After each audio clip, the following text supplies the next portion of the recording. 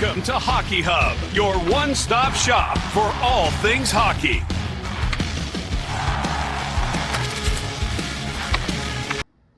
Alrighty guys, welcome back to Hockey Hub. What we're going to go over today is Danny's top four. We're in Tuesday, we're starting a new week. We're going to go over the top four teams, one honorable mention, and then one team that is just shit in the bed. Let's get into it. So the first team let's talk about in the Atlantic Division is the Boston Bruins. 3-0 this week. They look phenomenal against all their opponents.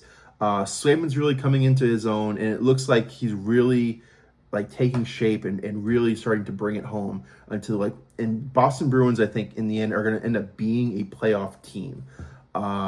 With how much Florida is struggling right now, I know that they're injured and they're sort of shot to shit, but they've also just played a lot of hockey over these past couple of years.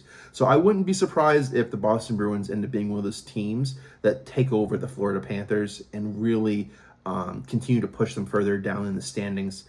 But yeah, Boston Bruins are looking great, and right now I definitely think that they're potentially one of the hardest teams to beat. Next up, we have the Carolina Hurricanes. Carolina Hurricanes are the only team that went 4-0 last week, beating all different types of opponents. They took care of the Rangers, the Sabres. They're playing phenomenal hockey. They look really, really good the whole entire time. With as many injuries as the Carolina Hurricanes have had, especially losing Slavin, Keandre Miller, Gostisbehere, their defense has just looked phenomenal this whole entire time. They still look like an NHL caliber defense that's just trying to adjust to Brind'Amour system because they're all newer players. So with all that being said, I do think that the Hurricanes will continue to push for a playoff spot. There's no reason to believe that the Hurricanes are gonna go down in any way, shape, or form.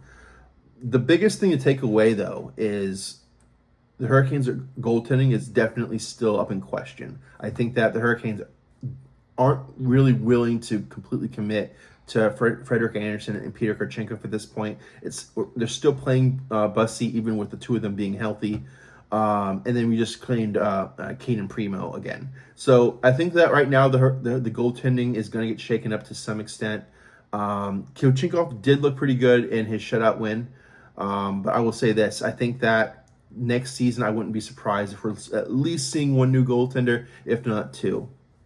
The last point I want to make is it's good to see that Nikolai Ehlers was able to finally find the back of the net, right? A lot of us were very critical of him over the last couple of weeks, saying, what the hell, dude, we're paying you, 8 and some change to be able to come in here and score. And I called it pretty early on after the second or third game. It just seemed like Aho and Ehlers were just waiting for the other one to make that first move. And I think that him bumping down into the second line has really benefited the growth of him as a player. Playing with Jackson Blake and playing with Stan Coven allows him to sort of breathe a little bit more. He's not getting that top defensive pairing. And he's allowed to sort of ease into his game. Jackson Blake is really turned it up and is really going to be a phenomenal player for us. I'm super pumped to have him as well. But overall, it's been a great couple of weeks for the Hurricanes. This last week, especially going 4-0. But yeah, it's been great, and I look forward to more good things from the Hurricanes. Alrighty, guys. Next up is the San Jose Sharks. What a phenomenal week. And just a giant shout out to all the Sharks fans out there. After those consistent years of just have nothing to look forward to, you guys are really starting to really turn around right now. Last week, 3-0-1, beating the Florida Panthers, the Jets. You guys just had a phenomenal week.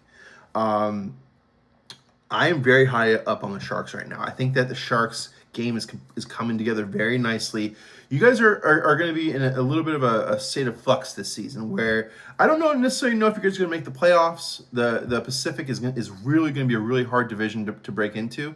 But what I do know is you guys are looking at like a damn good hockey team right now. Celebrini is leading the charge and just looks like he's completely worth the price of admission. Looking phenomenal. You guys have so many stars that are around him that are just sort of figuring things out and coming in their own. Goaltending has looked a lot better as of late as well. So just continue doing what you guys are doing, and I'm sure that this team come next season will most definitely be a playoff team. But kudos to Sharks and kudos to Shark fans. Alrighty, guys, and that last team is the Colorado Avalanche. The Avalanche have looked great this week with a 3-0 record. They absolutely just destroyed the Edmonton Oilers, which, spoiler alert, is the team shit in the bed.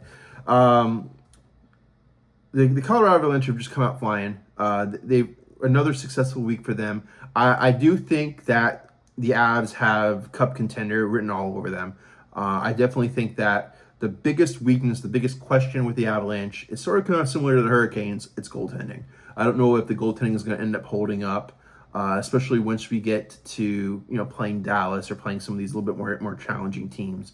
But I do know this, that their week, they had a phenomenal week. Nate just looked great. McKinnon and Cal McCarr just completely rocked the Oilers out. It was devastating to the Oilers right now. But as far as I'm concerned, Avalanche just continue doing more of the same, and we expect a lot from them. Alrighty, guys, so that honorable mention, which honestly, if the Sharks hadn't had such a great week, I would have probably put them in this spot. The Mighty Ducks, dude. The Ducks are just looking phenomenal. In the last 9 days, they have won 5 games, including beating Jersey, Vegas, the Jets. They have completely annihilated every single team that they've played against. And I was asked on one of my live sessions, about 2-3 weeks ago about my take on the Ducks. I said I think they're going to be pretty good. I think John Quenneville is a really good coach, but I didn't think that they were actually going to make the playoffs.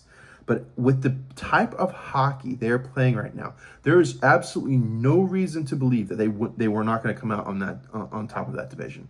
Absolutely none. With the rest of the teams, especially the teams like the Oilers and some of these other teams just being as bad as they are, and or at the very least inconsistent, there's no reason to think that the Mighty Ducks can't end up taking that number 1 spot. They've got the goaltending, they've got the young blood, they've got the old veterans in Kreider and Trouba. It has been a perfect opportunity for the Ducks to come in here and win. And to think that not even a year and a half ago, we were talking about what a disaster the Ducks were and how maybe Pat Verbeek, it should be on the out. They've completely turned it around, and good on them for it. So, but that's the Mighty Ducks, and like I said, I'm expecting big things from them. All right, and the team that's shit in the bed is nope, it's not the Buffalo Sabres. It's the Edmonton Oilers. The Oilers have looked horrible. Absolutely horrible. Completely inconsistent. Looking great one game and then completely just being dominated the next. A 9-1 loss against the Colorado Avalanche, which, mind you, the Avalanche is a very good team. Let's not get that twisted, right? But the fact that as a team that went to the Stanley Cup final, why in the world would make you think that you should be losing to a team 9-1? There's no reason for it. That shows me that the changes that were made during the offseason for the Edmonton Oilers have been detrimental to the team. Absolutely horrible. So I'm hoping that they can get together, but I've got a feeling that their goaltending situation is going to need a shakeup at some point. And I'm not one. I sort of like Stuart Skinner. I think that he's been a relatively decent goaltender for them. A little bit inconsistent at times, but never truly horrible. But after a 9-1 performance, like if I'm the Oilers GM, you have to change something at that point. You can't let that level of mediocrity go by and think that everything is going to be okay, or that at the very least you shouldn't be expecting to contend for a cup. A 9-1 blowout loss to the Avalanche, which, like I said, they're a great team, but they're not the team. You know what I mean? And I think that screams that they're in need, that the Edmonton Oilers are going to need some serious help moving forward. So, but like I said, guys, I appreciate everyone watching. This is my first long form content. We're going to be having these out every single week to sort of kind of give my highlights, my thoughts, and who's hot and who's not. But we've got lots more coming. Don't be afraid to hit the subscribe button. On TikTok as well. But thanks, guys, for watching. Have a good one.